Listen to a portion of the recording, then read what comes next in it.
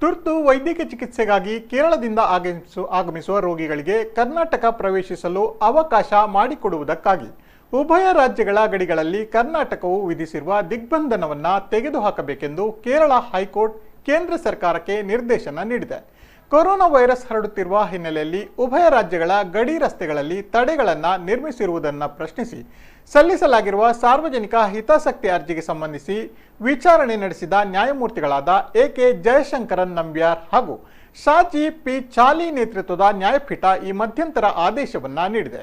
ಕರ್ನಾಟಕ ಹಾಗೂ ಕೇರಳ ರಾಜ್ಯಗಳನ್ನು ಸಂಪರ್ಕಿಸುವ ರಾಷ್ಟ್ರೀಯ ಹೆದ್ದಾರಿಯಲ್ಲಿ ಕರ್ನಾಟಕ ಸರ್ಕಾರ ಸ್ಥಾಪಿಸಿರುವ ತಡೆಬೇಲಿಗಳನ್ನು ಯಾವುದೇ ವಿಳಂಬವಿಲ್ಲದೆ ತೆರವುಗೊಳಿಸಬೇಕು ಹಾಗೂ ಈ ಮೂಲಕ ಎರಡೂ ರಾಜ್ಯಗಳ ಗಡಿಯಲ್ಲಿ ತುರ್ತು ವೈದ್ಯಕೀಯ ಚಿಕಿತ್ಸೆಗಾಗಿ ವ್ಯಕ್ತಿಗಳನ್ನು ಕರೆದೊಯ್ಯುವ ವಾಹನಗಳ ಮುಕ್ತ ಸಂಚಾರಕ್ಕೆ ಅನುವು ಮಾಡಿಕೊಡಬೇಕೆಂದು ಕೇಂದ್ರ ಸರ್ಕಾರಕ್ಕೆ ನಿರ್ದೇಶನವನ್ನು ನೀಡುತ್ತೇವೆ ಎಂದು ಕೇರಳ ಹೈಕೋರ್ಟ್ ಹೇಳಿದೆ.